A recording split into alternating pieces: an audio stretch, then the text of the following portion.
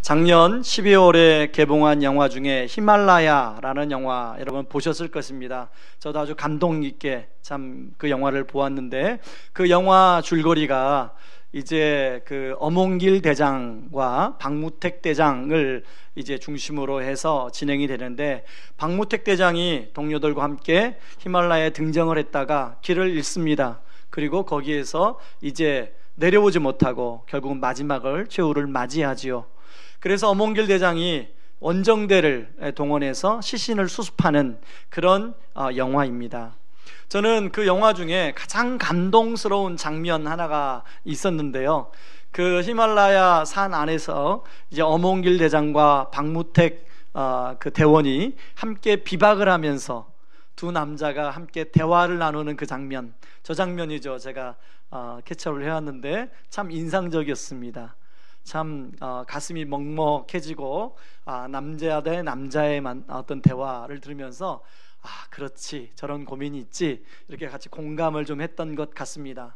그런가 하면 저 영화를 보면서 참 가슴이 아픈 장면이 있었는데, 이제 그 어몽길 대장이 자기의 역할을 이 박무택 대원에게 물려줍니다. 이제는 당신이 대장을 해라, 이제 당신 시대가 왔다. 그래서 박무택 대장이 이제 동료들을 데리고 히말라야 산을 이제 등정을 합니다. 뭐 14등정, 뭐 15등정 이렇게 등정을 하게 되는데, 잘 하다가 성공적으로 등정을 잘 하다가 이제 마지막 그 영화에 보면 등정을 하고 내려오다가 설맹과 그리고 탈진이 와서 길을 잃습니다. 길을 잃으면서 거기에서 그 길을 찾기 위해서 막 방황하고 노력하는 그런 장면, 참 가슴 아프게 애타게 그렇게 보았던 것 같습니다. 만약에 이 영화가 실화가 아니면, 좀 픽션이라면 해피엔딩으로 끝났으면 좋겠다라는 그런 느낌이 들 정도로, 그러나 그게 실화이기 때문에 더 가슴이 아팠던 것 같습니다. 우리 흔히들 인생을 항해나 또 등산에 우리가 비유하는데요, 항해나 등산에서 길을 잃어버리는 경우가 종종 있지요.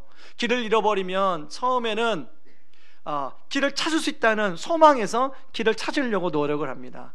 여러 시도를 해보다가 이제 길을 찾을 수가 없는 정도 된다는 생각이 들면 마음이 불안하고 초조해지기 시작합니다. 그리고 결국은 마지막에는 길을 찾을 수 없다는 생각에 좌절과 포기, 그래서 그 마지막을 초연히 맞이하는 그런 과정을 밟는다고 합니다.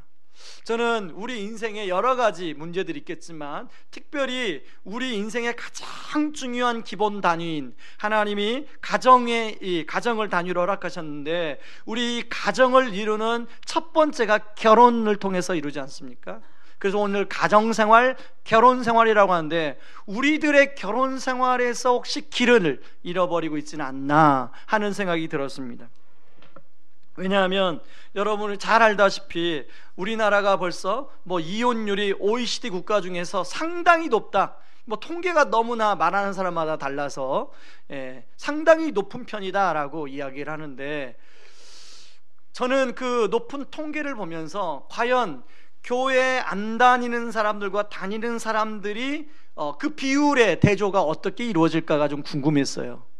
그런데 저만 궁금한 게 아니라 어떤 그 미국 분이 그게 궁금했나 봐요. 그래서 우리나라 자료는 아니고 미국의 경우에 한 리더십 센터에서 조사를 했습니다. 18개월 동안에 7,000명과 인터뷰를 했는데, 교회 다니는 사람과 교회 다니지 않는 사람과의 이혼율이 똑같이 나타났습니다. 자, 교회 다니지 않는 사람들의 이혼율은 33%, 교회에 다니는 사람의 이혼율은 34%. 사실 거기서 1% 차이죠. 거기서 거깁니다. 다시 말해서 교회 다니고 있는 사람들도 가정에서, 결혼 생활에서 길을 잃어버린 것은 마찬가지라는 거죠. 그게 미국의 통계지만 우리나라도 아마 그런 통계를 내면 별반 차이가 나지 않을 거라고 생각합니다. 저는 이런 상황에서 여러분, 우리가 정말로 이 결혼 생활의 길 우리가 잃어버렸는데 어떻게 그 길을 찾을 것인가? 지난주에 제가 길 잃음과 길 찾음이라는 한 책을 제가 주문해서 받고 아직 다 완벽하게 읽지는 않지만 중요한 부분만 읽었는데요, 거기서 저자는 왜 우리가 길을 잃어버리는가에 대해서 우상에 빠졌을 때 길을 잃어버린다고 이야기하고 있습니다. 다시 말해서 결혼 생활에서 길을 잃어버리는 것은 정말로 하나님이신 한 분이신 하나님 한 분만을 만족한 하나님으로 삼지 않고 다른 대상을 하나님으로 삼을 때 길을 잃어버릴 수 있다라고 이야기하고 있습니다. 그런 측면에서 여러분, 오늘 저는 고린도 전서 7장을 살펴보면서 이 본문을 가지고 어떻게 우리가 좀 이 길을 찾아갈 것인가 함께 좀 살펴보길 원합니다. 우리가 앞에서 살펴본 것처럼 고린도 교회 가정들도 상당히 이 결혼 생활에, 가정 생활에 문제가 많았습니다. 길을 많이 잃어버렸어요. 우리 고린도전서 5장에서는 어떤 문제를 다뤘습니까? 아버지의 첩과 결혼해서 사는 사람이 고린도 교회 리더들 가운데 있다는 거예요. 그런가 하면 고린도전서 6장은 영지주의의 영향을 받아서 육은 악하고 영은 선하기 때문에 이 육신을 내가 이미 구원받은 사람으로 이 육신을 아무렇게도 사용해도 된다라고 생각하는 사람도 있어서 몸 파는 여인과 몸을 섞는 것이 아무렇지도 않게 여겼다는 거예요. 그래서 우리 지난주 여러분을 살펴볼 때 모든 것은 내게 가하나라는 말이 고린도 교회의 유행처럼 번졌다고 그랬죠. 그런데 여러분, 그런 영지주의의 영향에 또 하나의 극단적인 부류가 어떤 부류가 있냐면, 영이 너무 선하기 때문에 육도 조금도 흠이 있어서는 안 된다라고 생각하는 금욕주의자들이 또 있었습니다. 그러니까 영지주의 영향을 받은 고린도 교회 성도들 안에 이제 음행에 빠진 부류가 하나가 있었고, 이쪽 금욕주의로 빠지는 부류가 하나가 있었습니다. 오늘 7장은 바로 그런 금욕주의에 빠진 사람들을 대상으로 바울이 권면을 하고 있는 것입니다. 그래서 여러분 7장 1절 말씀을 한번 같이 읽어보겠습니다. 읽습니다. 너희가 쓴 문제에 대하여 말하면 남자가 여자를 가까이 아니함이 좋으나. 자, 이 말씀을 보면 마치 바울이 남자가 여자를 가까이 아니함이 좋으나 라고 권면하는 것 같죠. 그런데 여기에는 헬라어에는 따옴표가 없습니다. 우리말에는 인용할 때는 반드시 따옴표를 붙이게 돼 있죠. 그런데 헬라어는 따옴표가 없다 보니까 번역이 이렇게 된 거예요. 그래서 제대로 그 원 의미를 살리려면 고린도 성도들 가운데는 남자가 여자를 가까이 함이 좋지 않다고 생각하는 사람이 있다라는 얘기입니다. 이게 바울의 견해가 아니라는 거죠. 그러다 보니 고린도 교회의 성도들이 어떻게 결혼 생활을, 정말로 하나님이 원하시는 결혼 생활이 무엇인지, 어떻게 가정을 일궈야 할 것인지를 길을 모르고 방황하고 헤매고 있는 거예요. 그래서 바울에게, 에베소에서 목회하는 바울에게 편지를 썼습니다. 이런 문제가 있는데 이런 문제에 대해서 답변을 좀 해주십시오. 여러분 1절에 보면 뭐라고 나옵니까? 고린도서 7장 1절에 보면 너희가 쓴 문제에 대하여, 바로 그게 바울에게 보낸 편지들 중에 있는 문제들이에요. 그 중에 하나가 뭐예요? 금욕주의에 빠진 사람들 때문에 문제가 있다고 이야기합니다. 여러분, 앞에서도 말한 것처럼 결혼 생활의 길을 잃어버려 혼란스러운 것이 고린도 교회 성도들만의 문제가 아니라는 거죠. 여러분, 요즘에 대학생들이 동거가 늘어난다는 얘기는 여러분이 이미 알고 있을 건데요, 최근에는 젊은 20대 초반의 대학생들만의 동거가 아니라 20대 후반, 30대 초반의 사람들이 계약 동거가 늘어난다는 거예요. 이 계약 동거가 뭐냐면, 자기 친구들이 먼저 결혼한 친구들을 얘기를 들어보니까 결혼해도 피곤하고 결혼 안 해도 부럽고, 그러니까 자기 친구들을 보니까 결혼해서 지지고 볶고 사는데 그게 하나도 행복해 보이질 않는 거예요. 그래서 젊은 사람들 안에 어떤 생각이냐면, 결혼식 올리기 전에 한번 살아보고 나랑 맞나 안 맞나 결혼하자, 이런 사람들이 늘고 있다는 거예요. 심지어는 어떤 커플들 경우는 결혼식을 하고 맞는지 안 맞는지를 한참 살아본 다음에 혼인신고를 할까 말까 결정하는 그런 부부 커플들이 많아지고 있다는 것입니다. 여러분, 그런가 하면 지난주에 어떻습니까? 우리나라 최초로 이제 동성 부부를 합법화 시켜달라고 법정에 호소했는데 그게 기각이 됐어요. 그런데 이 사람들이 앞으로도 계속 그렇게 법정에 이제 하겠다고, 자기들이 재심을 요청을 하겠다고 그렇게 했는데, 그 기사의 댓글에 보니까 많은 사람들이 어떤 댓글 달았냐면, 아니 그건 개인의 자유지 왜 나라에서 개인의 자유를 가로막느냐, 이건 나라가 잘못된 거다, 정부가 잘못된 거다 라고 주장하는 댓글들이, 아마 모르겠어요, 젊은 사람들이겠죠. 그런 댓글들이 많이 있습니다. 여러분, 제가 한번 여러분들 물어보겠습니다. 과연 이 동성애, 이 부부의 결혼 문제가 그 개인의 자유에 대해 맡길 문제입니까? 아니면 우리 사회적 문제입니까? 우리가 다 공감을 하고 있잖아요. 그런데 생각이 나름대로 참 진보하다고 생각하는 젊은이들 같은 경우는 이게 공감을 하잖아요. 제가 예를 하나 들어볼게요. 여러분, 지금 세계적으로 이제 동성애를 함을 통해서 에이즈라는 병이 생겼잖아요. 에이즈 환자가 세계적인 추세로 지금 점점 줄어들고 있는 추세입니다. 2000년도에는 자료에 의하면 에이즈 환자가 전 세계 310만 명이었어요. 근데 2014년도 자료에 보니까 전 세계 200만 명이에요. 그런데 우리나라는 에이즈 환자가 줄어들고 있을까요? 늘어나고 있을까요? 이건 KBS 뉴스에서 나온 거예요. 에이즈 환자가 10대와 20대와 30대 초반에 에이즈 환자가 늘어나고 있습니다. 그런데 현재 우리 현행법상 에이즈 환자는 모든 병원비 치료비를 나라에서 지원해 주도록 되어 있습니다. 다시 말해서 우리가 내는 건강보험료로 그들을 풀 100% 지원해 주도록 되어 있어요. 근데 에이즈 환자가 한 달 치료비가 얼마 드냐면 110만 원이 듭니다. 여러분, 이게 개인의 문제입니까? 아니면 사회적인 문제입니까? 네, 사회적인 문제예요. 그것뿐만 아니라 그런 이제 드라마나 그런 영화나 그런 사회적 흐름이 되면 이게 우리 청소년들에게 그대로 직격탄으로 영향을 받습니다. 그게 10대가 지금 늘어나고, 10대가. 그런가 하면 작년에 제 개인적으로 가까운 지인이, 저는 몇십 년 동안 이제 가정을 지키기 위해서 애를 쓰고 노력을 하고 상담을 받고 참 애를 썼는데 결국은 버티다 힘이 없어서 이제 이혼하는 것을 지켜봐야만 했습니다. 그런데 저는 그렇게 가까이서 이혼하는 과정들을 지켜보는 게 처음이었는데요. 물론 이혼하고 하는 가정들을 이렇게 목양교로 케어는 했지만 제 가까운 지인이 하면서 여러 가지 실질적인 고민들을, 어려움들을 겪는 걸 보면서, 야, 이게 이혼하는 게 정말로 쉽지 않구나. 그리고 그냥 이렇게 이제 이혼했다고 해서 단순하게 그냥 이혼했구나, 이렇게 볼 문제가 아니구나. 거기에는 온갖 복잡하고 그 개인의 여러 가지 어려움과 아픔이 그 안에 담겨져 있구나.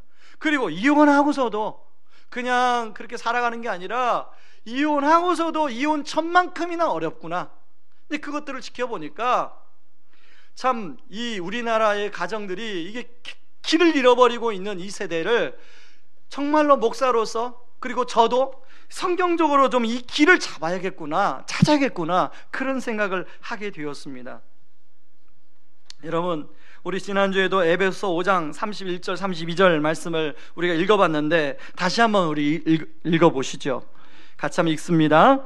그러므로 사람이 부모를 떠나 그의 아내와 합하여 그 둘이 한 육체가 될지니 이 비밀이 크도다.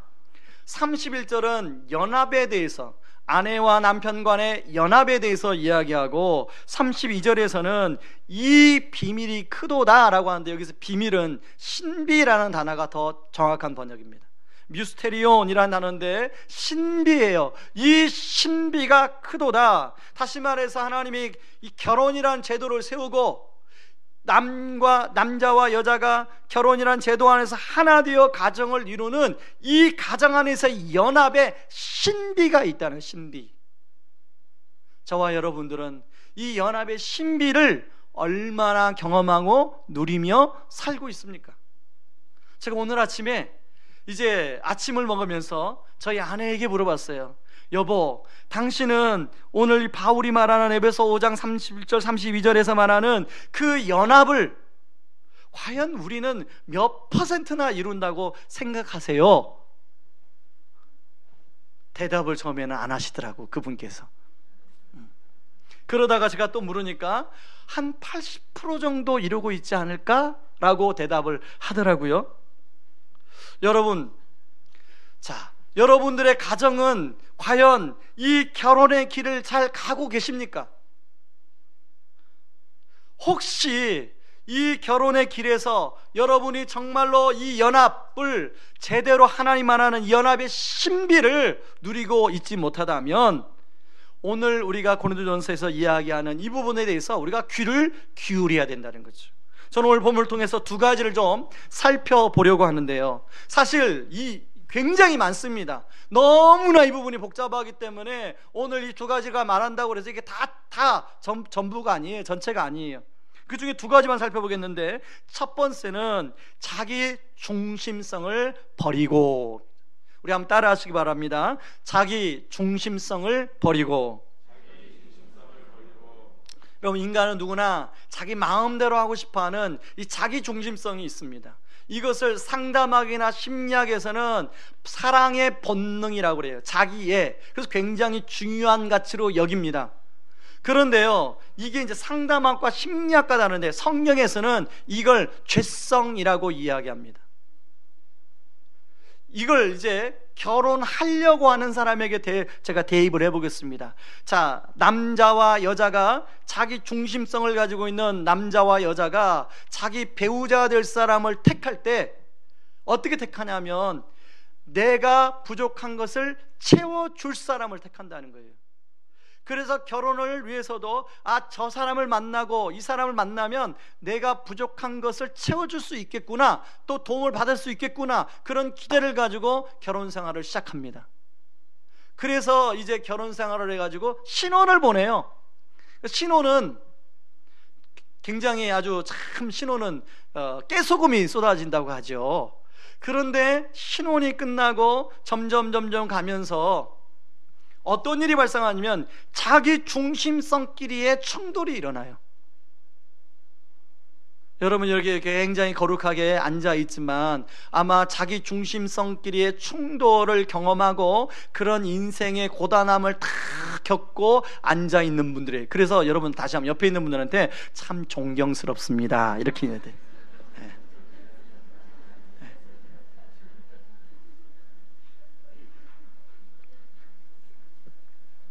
여러분, 충돌이 일어나면 그런 충돌이 그냥 끝나는 게 아니죠. 충돌이 더 깊어지고 갈등이 되어지고 그 갈등이 부부 사이의 틈을 갈라버립니다. 그리고 그래서 이제 점점 그 사이가 벌어지게 되죠. 오늘 고린도 교회 성도들에게도 동일한 현상이 일어났던 것 같은데요. 그래서 3절은 뭐라고 이야기하냐면 3절 한번 읽습니다. 남편은 그 아내에 대한 의무를 다하고 아내도 그 남편에게 그렇게 할지라 라고 얘기합니다.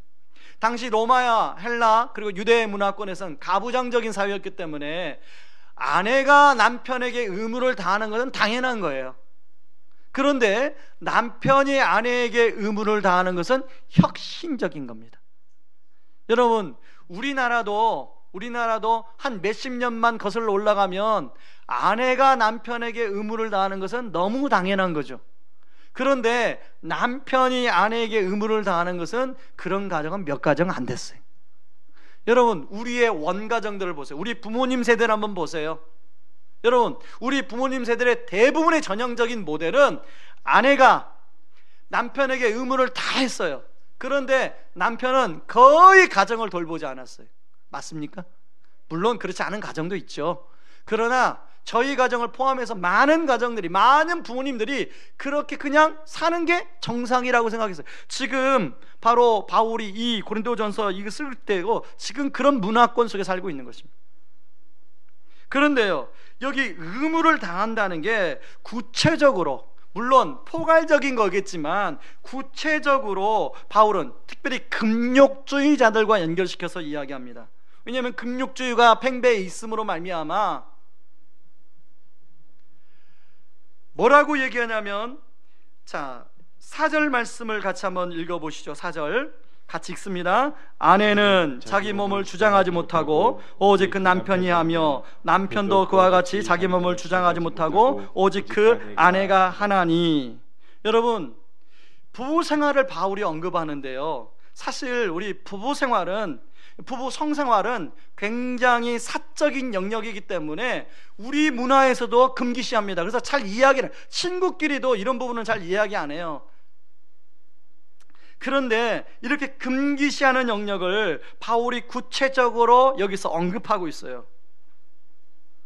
왜냐하면 금욕주의 영향을 받아서 결혼한 부부 사이에도 부부 성생활을 해서는 안 된다고 주장하고 생각하고 그렇게 적용하는 사람들이 많이 있었어요. 그러다 보니까 그것 때문에 가정에서 문제가 생긴 거죠. 여러분, 사실 하나님께서 가정을 만드시고 남편과 아내가 하나가 되어 한 육체가 될지라, 육체적 연합을 우리에게 선물로 주신 거예요. 기쁨의 선물로 주셨는데 이걸 무시하고 금욕주의적인 영향을 받아서 이제 순결해야 된다고, 흠이 없어야 된다고 하는 가정들이 고린도 교회에 있었다는 것입니다. 여러분, 우리가 남편과 아내의 연합을 말할 때 이제 전문가들은 세 가지 영역에서의 연합을 얘기합니다. 하나는 먼저 아내 입장에서의 연합을 먼저 얘기하겠습니다. 정서적 연합, 그리고 육체적 연합, 그 다음에 영적 연합을 이야기하고, 이건 아내 입장이고, 남편 입장에서는 순서가 어떻게 되냐면 육체적 연합, 정서적 연합, 또 영적인 연합이 되어야 됩니다. 그런데 남편들은 육체적 연합이 되어야 정서적 연합으로 들어갈 수가 있어요. 그게 하나님이 남자와 여자를 그렇게 다르게 만드셨어요. 그런데 반면에 여자분들은 정서적 연합이 되어야 육체적 연합으로 들어갈 수 있도록 그렇게 다르게 하나님이 우리를 지으셨어요. 근데 이런 차이를 모르다 보면 서로 자기 몸을 주장하게 되는 일이 발생하더라는 거죠. 예를 들면 남편이 이제 그런 욕구가 생겨서 아내에게 다가가는데 아내가 정서적 욕구가 채워지지 않으니까 그걸 거절하게 되면 남편은 거절감 때문에 자존심이 상해서 더 이상 아내에게 그런 요구를 하지 않습니다. 그러면 그 아내에게 요구를 하지 않으면 어떻게 되게? 다른 데에서 욕구를 해결하죠. 그래서 가정에 문제가 생길 수 있다는 것입니다. 이걸 거꾸로, 자, 아내는 정서적인 욕구가 채워지질 않아요. 정서적 욕구가 남편에게 채워지질 않으면 남편들이 이게 아내랑 대화하는 걸 잘 못해요. 혹시 여러분들 아내들이요, 여러분의 남편이 대화를 잘합니까? 여러분의 정서적 욕구가 충분히 채워지도록 잘 소통이 되십니까? 여기서 아니요 이렇게 약하게 대답을 했어요. 그러다 보니까 여자분들은 자기 정서적 욕구를 채우기 위해서 누군가에게 집착해요. 그 누군가가 이제 대상이 다르는데요, 어떤 사람은 자기 자식에게 집착하고, 어떤 사람은 또 그걸 동창들에게 집착하고, 어떤 사람은 자기랑 말 잘 통하는 누군가에게 집착해요. 그러니까 전화 한번 하면 1시간씩 전화하는 거예요. 남편이 전화하려면 전화 통화가 안 돼. 계속 통화 중이에요. 그게 하나님이 그렇게 남녀의 차이를 따라 만들어 놓으셨어요. 그렇기 때문에 오늘 지금 바울이 무슨 얘기하냐면 그런 것들을 다 제하고 서로 자기 몸을 주장하면 안 된다라고 얘기하는 것입니다. 서로가, 남편은 아내의 몸을 주장해야 되고 아내는 남편의 몸을 주장해야 된다라고 이야기를 하고 있습니다. 그러면서 무슨 얘기를 하게 되냐면 이제 분방하지 말라라고 얘기합니다. 분방하지 말라. 여러분, 서로가 그런 이해를 하지 못해서 갈등이 생기게 되면, 이제 갈등이 생기게 되면 어떻게 됩니까? 누군가 한 사람이 자기 베개를 들고 다른 방으로 가게 되는 거예요. 사실 과거에는요, 우리가 참 어렵게 살았기 때문에 가고 싶어도 갈 방이 없어요. 그런데 요즘에는 적어도 방이 2개, 3개는 되기 때문에, 그리고 거실도 있기 때문에 이제 조금만 마음이 안 들면 벽에 들고 다른 방으로 가버려요. 그런데 그게 하루 이틀만 그런 게 아니라 어떤 가정은 일주일, 어떤 가정은 한 달, 2달, 3달, 제가 이제까지 많은 가정들을 만났기 때문에 보니까 몇십 년까지 그러고 사는 가정들을 보게 되었습니다. 그러다가 그게 심하면 어떻게 되죠? 별거하게 되고 이혼하게 되고 이렇게 된다라고 이야기하고 있습니다. 그럼 그런 부분에서 바울이 이야기하는 게 무엇입니까? 바로 온전한 연합, 서로를 잘 이해해서 온전한 연합 가운데 들어갈 수 있도록 바울이 이야기하고 있습니다. 여러분, 부부 간의 연합의 가장 걸림돌은요, 자기 중심성이에요. 다시 말해서 배우자를 자기 마음대로 할 수 있다고 생각하는 것에서 나와요. 이걸 이제 팀 켈러는 통제의 우상이라고 하는데, 통제의 우상, 여러분이 통제의 우상에 빠졌는지 안 빠졌는지 잘 보세요. 남편은 아내를 통제하려고 해요. 아내는, 여러분, 남편만 아내를 통제하는 게 아니라 아내가 남편을 통제하는 경우가 훨씬 많아요.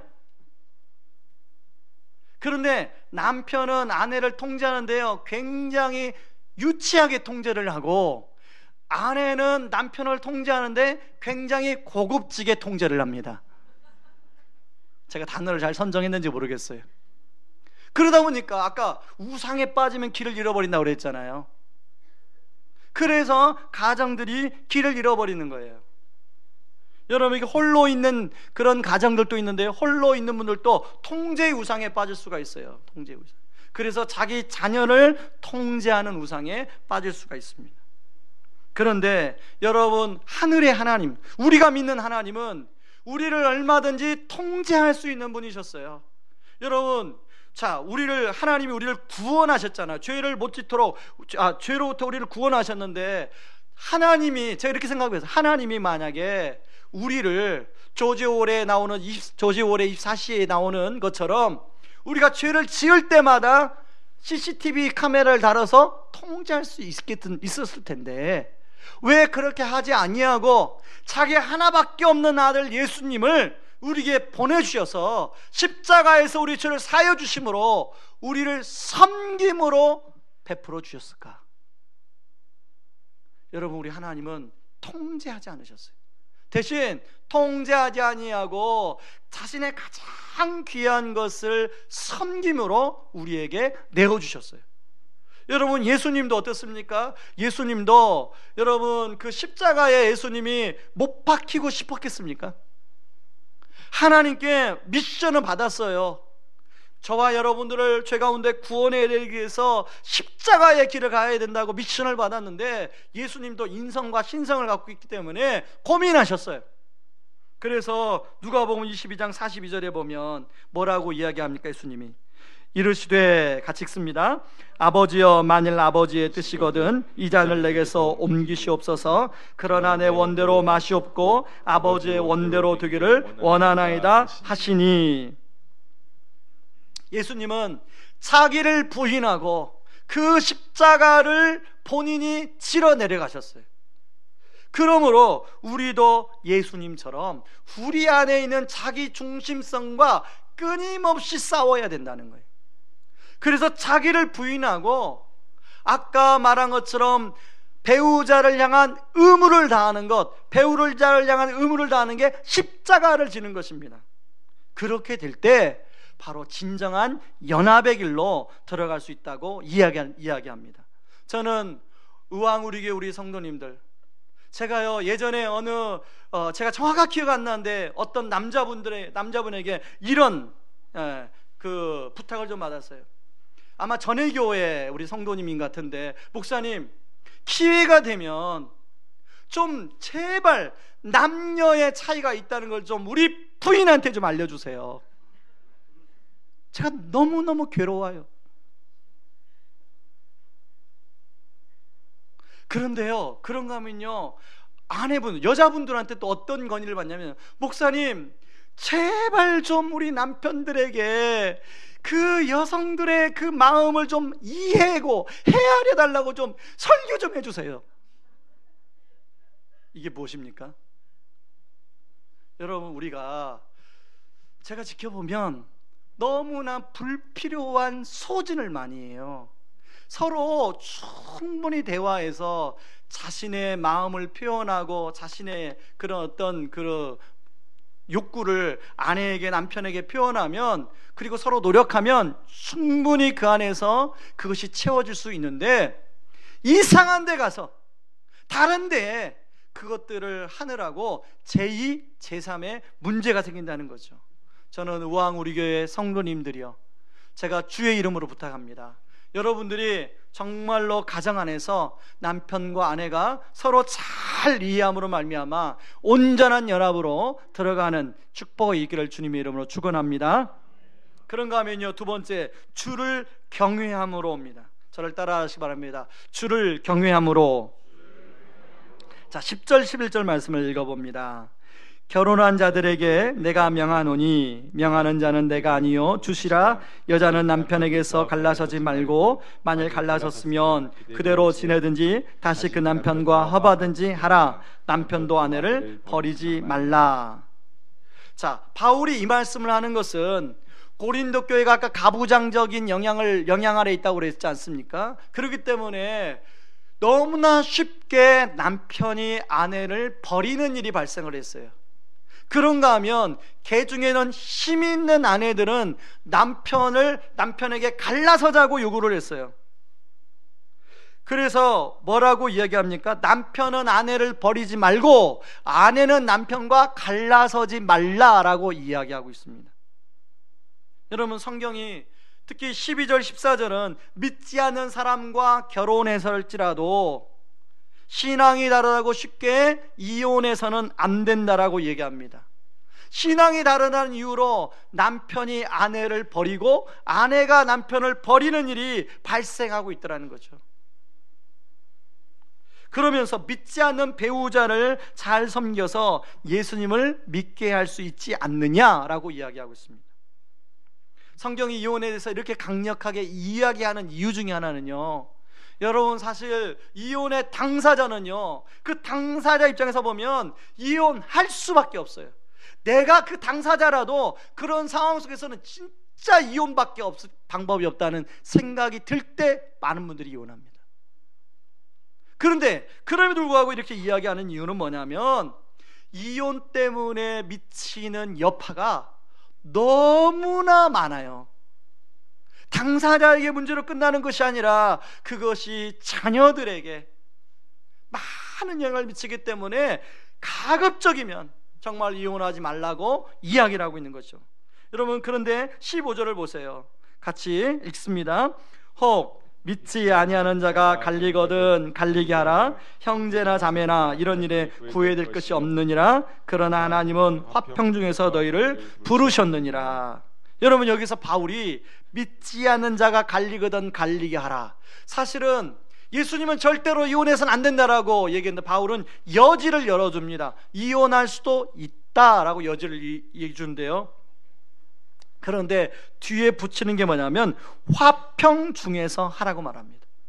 여러분, 사실 이혼을 어떻게 화평 중에서 합니까? 여러분, 그건 불가능한 거예요. 그게 무슨 말이에요? 이혼을 가급적이면 신중하게 생각해서 화평 중에서 하지 않으려면 안 하는 게 좋다라고 이야기하는 거죠. 그래서 16절에 아내된 자여 내가 남편을 구원할는지 어찌 알 수 있으며 남편된 자여 내가 아내를 구원할는지 어찌 알 수 있으리요 라고 얘기합니다. 다시 말해서 신중하게 이혼하되, 이미 이혼한 분들에 대해서 너무나 율법적으로 그렇게 바라보거나 판단해서는 안 된다라고 얘기하고 있습니다. 여러분, 바울은 독신의 삶을 살고 있었습니다. 그렇기 때문에 부부의 연합을 강조하면서도 독신으로 살아가는 삶이 얼마나 어려운지를 바울은 잘 알고 있었어요. 여러분, 우리가 살아가면서 우리의 연약함 때문에 가정이 위기에 놓일 때가 얼마나 많습니까? 우리의 결혼 생활에 길을 잃어버릴 때가 얼마나 많아요. 그래서 바울은 에베소서 5장 21절에서 이렇게 이야기합니다. 에베소 5장 21절 말씀을 같이 읽습니다. 그리스도를 경외함으로 피차 복종하라. 여러분, 그리스도를 경외한다. 이 경외한다는 것은 문자적으로 바꾸면 두려워한다라는 뜻입니다. 여러분, 우리가 누군가를 두려워한다 그러면 무서워서 두려워하는 건데요, 오늘 여기 그리스도를 경외한다는 뜻은 무서워서가 아닙니다. 그런 뜻이 하나님의 사랑의 높이와 깊이와 넓이에 압도되게 되면 내 마음속에서 지극히 존경심이 나와서 마음이 나오는 것을 경외한다라고 이야기를 해요. 다시 말해서 하나님의 은혜와 용서를 더 깊이 경험할수록 주님의 성품과 행하심의 그 십자가 역사가 얼마나 크고 놀라운지를 깨닫게 될 때 주님을 경외하게 되는 거예요. 여러분, 제가 여러분에게 하나 질문하겠습니다. 여러분은 정말 죄인이라고 생각하십니까? 다시 한번 질문합니다. 여러분은 여러분 자신을 심각한 죄인이라고 생각하십니까? 그런데 이 말에 대해서 네라고 대답할 수도 있지만, 나는 그래도 좀 괜찮은 사람인데 왜 내가 심각한 죄인이라고 생각하는 분들이 계실지 몰라서 제가 간단한 예를 들겠습니다. 여러분, 일반적으로 세상에서 죄는 하지 말아야 할 것들을 하는 것만 하는 것을 죄라고 얘기합니다. 여러분, 살인이나 강도나 도둑질이나 성추행을 하면 그건 죄입니다. 그런데 성경은 그거 포함해서 해야 할 것을 하지 않는 것 죄입니다. 예를 들면 부모를 공경하는 것, 예를 들면 질서를 지키는 것, 배우자를 사랑하는 것, 자녀를 잘 돌보는 것, 이렇게 하지 않으면 이거 죄예요. 그런데 그것뿐만 아니라 마음속에 스쳐 지나가는 생각들이 다 죄입니다. 이러면 미움, 시기, 질투, 판단, 정죄, 비방, 뒷담화, 이기심, 음란한 생각, 여러분 이거 죄입니까? 죄 아닙니까? 여러분, 누군가가 여러분을 위해서, 여러분을 위해서가 아니라 여러분에 대해서 뒷담화를 해서 듣게 됐다. 여러분, 그런 마음이 어때요? 자, 그런데요, 자, 우리가 하루에도, 여러분, 우리 남자분들의 연약함을 제가 한번 말씀드릴게요. 남자들은요, 이 구조상 보여지는 것에 유혹을 받아요. 그래서 지금 이제 이렇게 날씨가 더워지면 노출의 계절 아닙니까? 남자분들, 저를 포함해서 진짜 괴로운 시절이에요. 괴로운. 목사님 왜 괴롭습니까? 즐겁지요. 뭐 그런 분들이 계실지 모르겠는데, 여러분, 여자들은요, 이건 남자 뇌 속에 들어와야 이해를 하는 거예요. 절대 이해 못해요.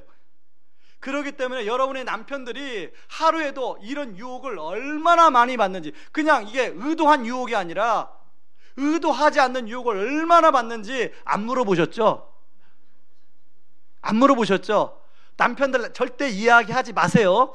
이야기하면요, 막 아내가 당장 이혼, 당신 같은 그 본능적인 사람 내가 못 산다고 당장 그렇게 나올지도 몰라요. 여러분, 우리가 그렇게 연약한 면이 많아요.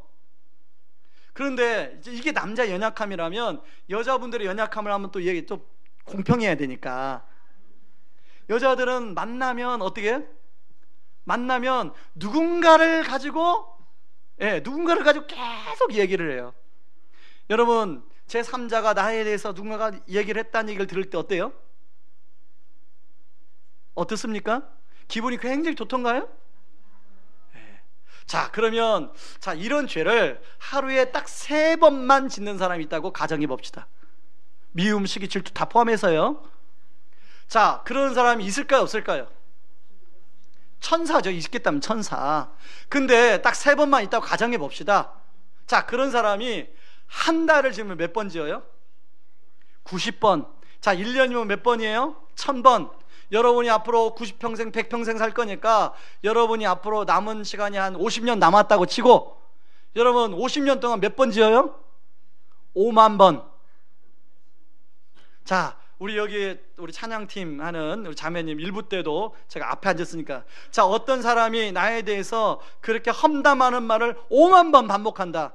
그러면 어떻게 생각하시겠어요?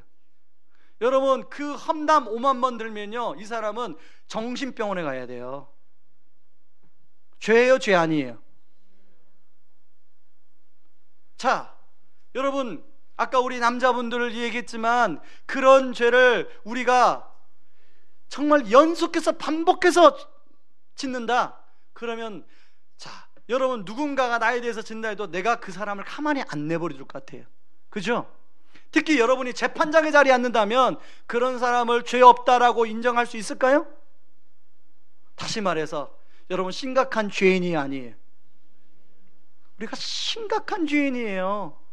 그런 심각한 죄인을 우리 하나님이, 온 우주를 관장하시고 심판장 되시는 우리 하나님이 우리 보실 때 우리에게 벌 내리실까요, 안 내리실까요? 우리에게 벌 내리실까, 안 내리실까요? 여러분이 하나님이라면 벌 안 내리시겠어요? 중벌을 내리시죠, 중벌. 그런데 중벌을 내리지 않으시고 예수님을 보내주셔서 우리가 대신 받아야 될 모욕과 그 멸시를 예수님이 다 담당하시고 십자가에서 내가 다 죄값을 치렀다고 못 박히고 돌아가셨어요. 그리고 우리를 구원하시고 하나님의 자녀 삼아주시고, 그것도 감사한데 지금도 하나님 보좌 우편에서 우리를 위해서 친히 기도해 주세요. 여러분, 은혜입니까, 은혜 아닙니까? 그것도 큰 은혜죠.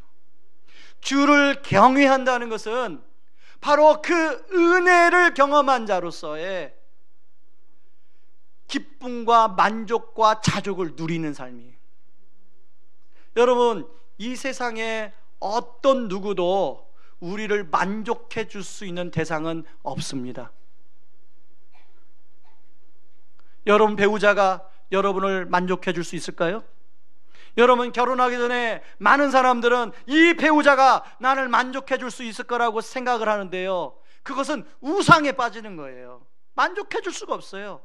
오로지 나를 구원해 주시고 나를 자녀 삼아 주신 하나님만이 그 하나님 자리를 차지할 수 있지, 내 배우자가 하나님 자리를 차지할 수 없어요. 그래서 진정한 주를 경외한다는 것은 남편이 그 하나님을 하나님 자리에 올려놓고, 아내가 그 하나님을 하나님 자리에 올려놓고 남편과 아내를 서로 바라볼 때 피차 섬겨할 대상으로 바라보는 것, 이게 주를 경외하는 거예요.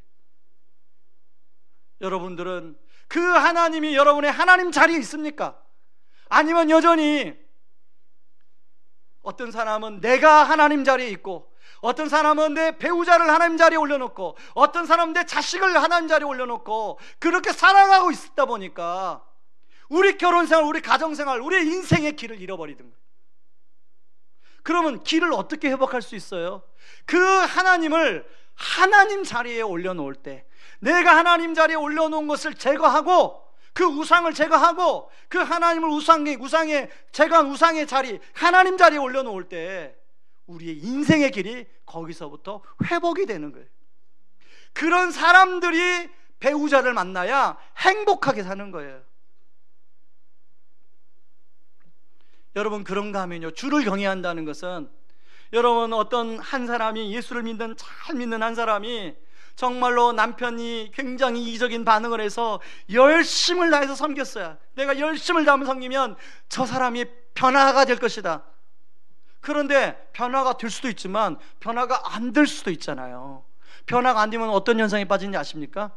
자기가 지쳐요, 쓰러져요, 포기해버려요. 그런데 이것은 믿음이라는 모습으로 섬겼다고 하지만 어디까지나 믿음을 가장한 자기 의에서 섬긴 거예요. 주를 경외한다는 건 뭐냐면 주님이 나에게 베풀어 주신 그 사랑을 가지고 용기를 내어서 그 상대방의 반응이 어떻든지 간에 사랑해 주는 것, 이게 주를 경외하는 거예요. 그러면 누구를 바라보고 누구를 바라보고 섬겨주냐? 나에게 그 사랑을 베풀어 주신 주님을 바라보고 그 대상을 섬기는 거예요.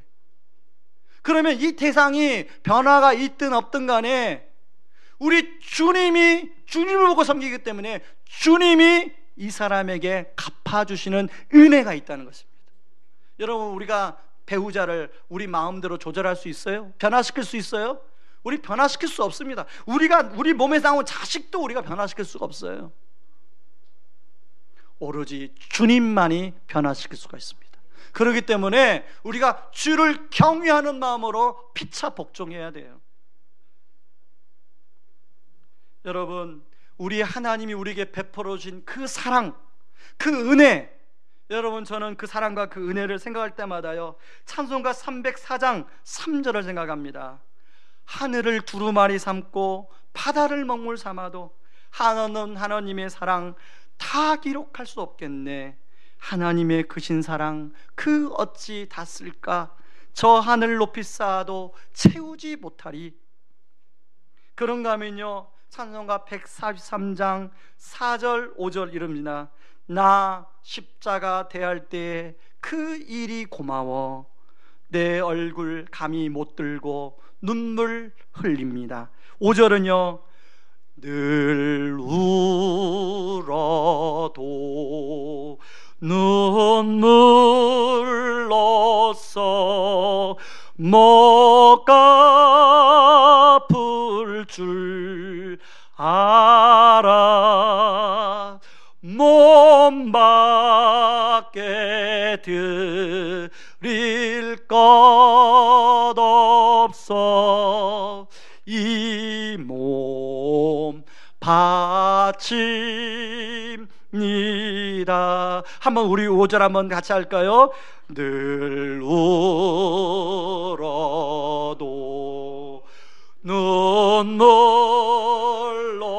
눈물로써 못 갚을 줄 알아. 몸밖에 드릴 것 없어 이 몸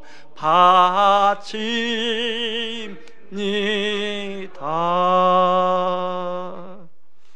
여러분, 주를 경외한다는 것은 이 십자가의 사랑을 끊임없이 생각하고 묵상하는 거예요.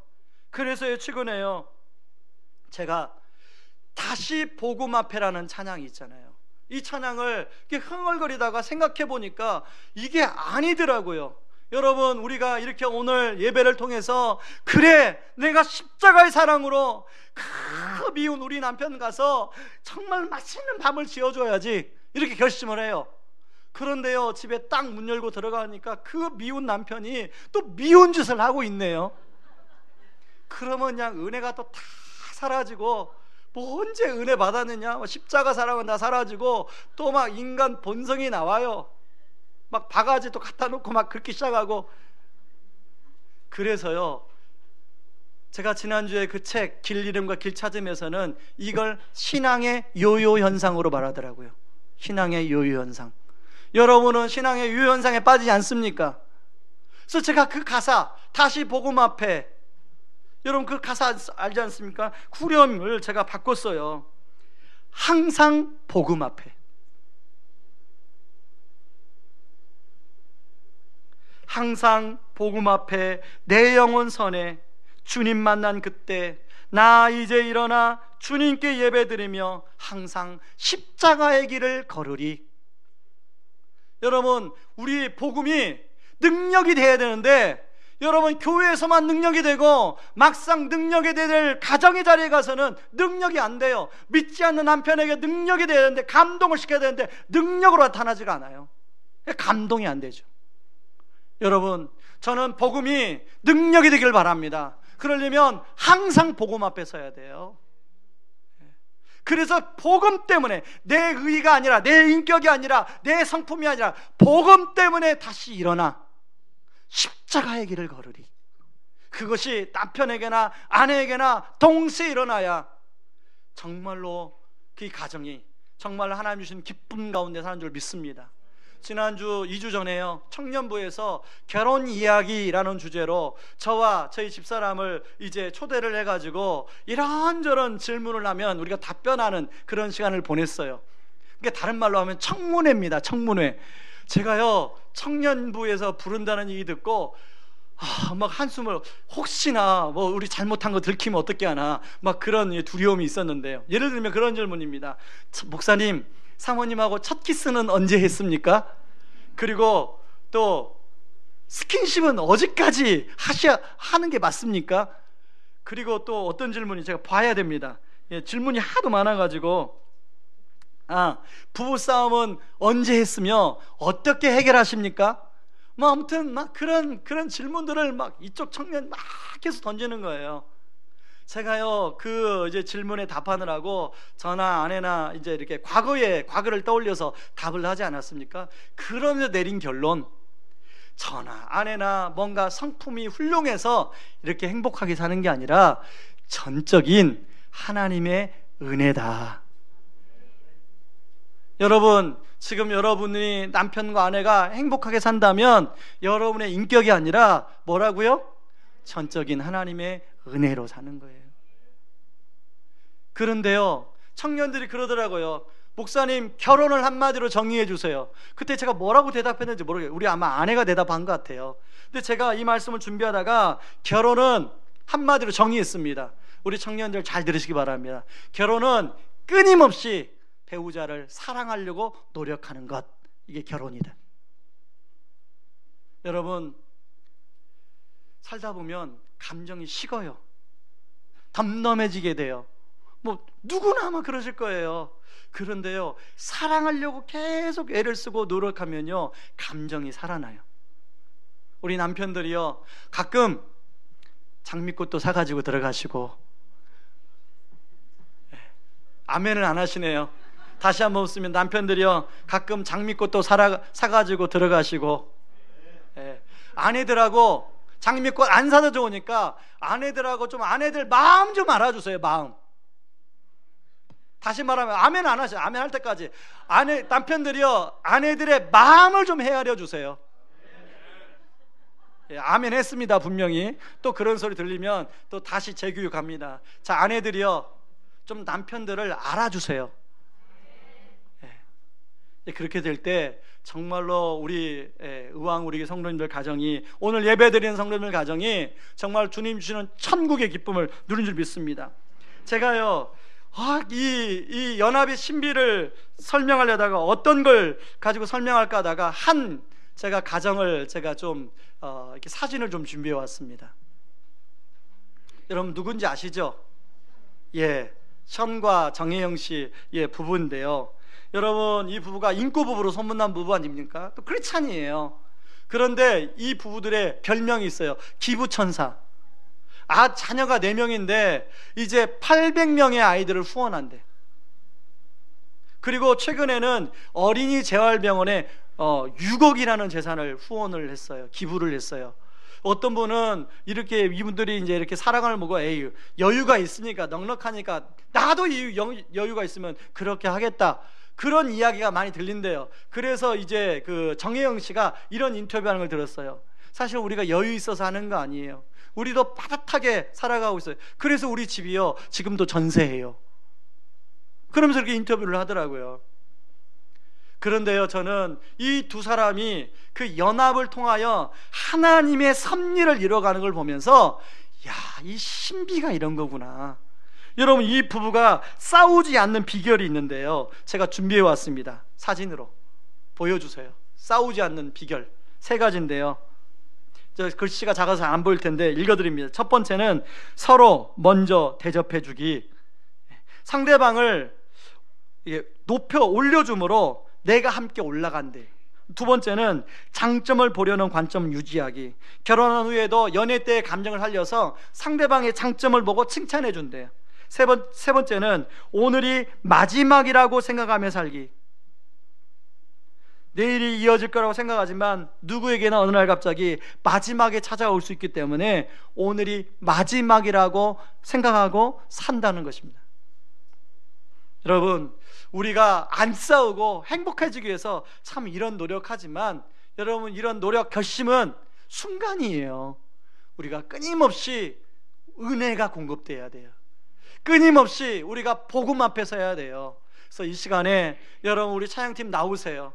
여러분, 우리 찬양팀 나와서 아까 제가 가사를 바꿔서 말씀드린 것처럼 우리 후렴 항상 복음 앞에, 다시 복음 앞에가 아니라 항상 복음 앞에, 이 찬양 우리 같이 두 번 부르고 우리 더 찬양 이어가도록 하겠습니다. 항상 복음 앞에 내 영혼 선해 주님 만난 그일 나가시 일어나 주님께 예드리네. 항상 십자가의 길을 걸으리.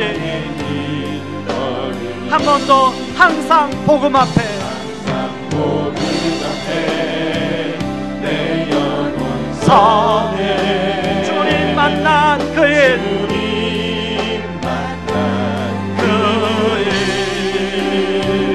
나다시 일어나 주님께 예배드리네.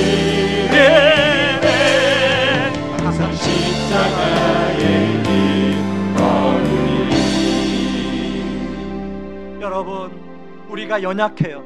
그래서 이렇게 예배 드리고도 또 가정으로 돌아가면 여러분, 복음이 능력이 안 돼요. 여러분, 이 복음이 능력이 되길 바랍니다. 그러기 위해서는요, 우리가 예수 이름의 권능을 입어야 돼요. 이 시간에 다시 한번 찬양할 때 능력의 이름 예수, 우리 권능의 이름 예수, 같이 이 찬양하며 나갑니다. 능력의 이름 예수 찬양합니다. 능력의 이름 예수, 권능의 이름 예수, 권능의 이름 예수, 모든 강력을 파는 예수, 모든 강력을 파는 예수, 생명 되신 예수, 치유의 이름 예수, 치유의 이름 예수, 용서의 이름 예수, 자유 주시는 그 이름 예수, 생명 되신 예수, 거룩한 이름 예수, 거룩한 이름 예수, 빛을 주는 예수, 빛을 주는 예수, 모든 이름 위에, 모든 이름 위에 뛰어난 예수, 생명 되신 예수. 저는 오늘 예배드리는 모든 성도님들 안에 이 빛을 주는 예수님의 은혜가 임하기를 원합니다. 특별히 가정적으로 정말로 어려움을 겪고 있는 그 가정들 위에 이 빛을 주는 예수님의 은혜가 임하기를 원합니다. 길을 잃어버려 어떻게 할지 모르는 그 가정 위에 아버지, 오늘 또 어둠을 뚫고 하늘문을 여시고 내리는 그 영광의 빛이 비추기를 원합니다. 이 시간 우리 같이 한번 기도할 때, 하나님, 우리 힘으로는 아버지 우리 가정을 세워갈 수가 없습니다. 아버지, 내 힘으로는 아버지 우리 가정을 일으킬 수가 없습니다. 아버지, 주님의 은혜가 필요합니다. 복음의 능력이 필요합니다. 아버지, 복음의 능력으로 저를 붙들어 주시옵소서. 항상 복음 앞에 삶으로 말미암아 아버지 하나님 정말로 우리 가정에 아버지 실질적인 능력으로 나타나게 하여 주시옵소서. 아버지 하나님 우리 삶에 실질적인 능력으로 나타나게 도와주시고 우리 교회 생활에 실질적인 능력으로 나타나게 하여 주시옵소서. 우리 같이 한번 외치며 기도하겠습니다. 기도합니다. 고마우신 하나님 아버지 고맙고 감사합니다. 아버지 하나님 그렇습니다. 아버지 하나님 우리가 연약합니다. 아버지 우리가 넘어지기 쉽습니다. 하나님 아버지 하나님 그렇게 주님의 은혜가 필요하고 아버지 주님의 능력이 필요합니다. 하나님 아버지 하나님 오늘 아버지 바울이 말한 아버지 자기 중립성을 버리고 아버지 남편에게 아내에게 아버지 물을 나게 도와주시옵소서. 아버지는 제가 아버지 하나님 정말로 목사로서 아버지 우리 가정을 이끌어가는 아버지 하나님에게 아버지 돈을 벌게 도와주시고 아버지 하나님 가정이 더욱더 아버지 온전한 연합 가운데 나갈 수 있도록 하나님 아버지 도와주시옵소서. 아버지 우리 성도님들이 아버지 하나님 온전한 연합 가운데 나갈 수 있도록 하나님 아버지 도와주시옵소서. 아버지 하나님 뿐만 아니라 아버지 힘으로는 아버지 할 수 없으니까 아버지 하나님 주를 경외함으로 아버지 하기를 원합니다. 아버지 하나님 주를 경외함으로 아버지 하나님께서 십자가에서 나에게 베풀어 주신 아버지 그 사랑을 아버지 기뻐하기를 원합니다. 아버지 예수 한 분만으로 우리 만족하기를 원합니다. 아버지 하나님 배우자는 만족의 대상이 아니라 아버지 하나님 섬김의 대상임을 믿습니다. 아버지 하나님 우리 배우자를 그렇게 섬길 수 있도록 하나님 아버지 도와주시옵소서.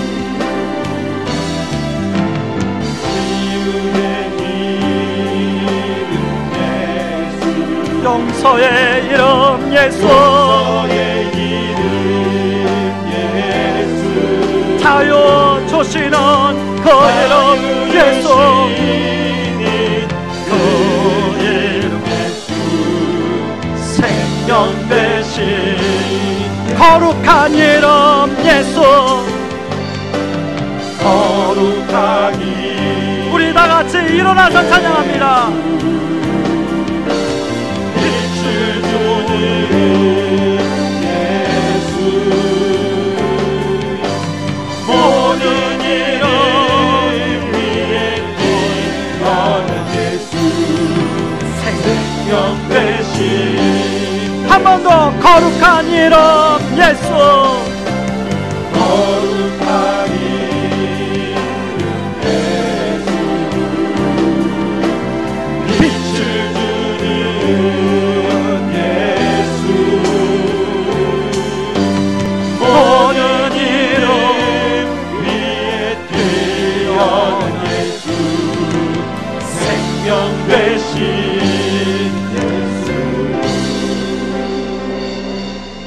우리에게 빛을 주는 예수님, 우리를 치유하시는 예수님, 이 시간에 하나님 우리 가정을 하나님 치유하여 주시고 결혼의 길을 잃어버린 아버지 하나님 우리 성도님들의 아버지 그 결혼의 길을 회복될 수 있도록 도와주시옵소서.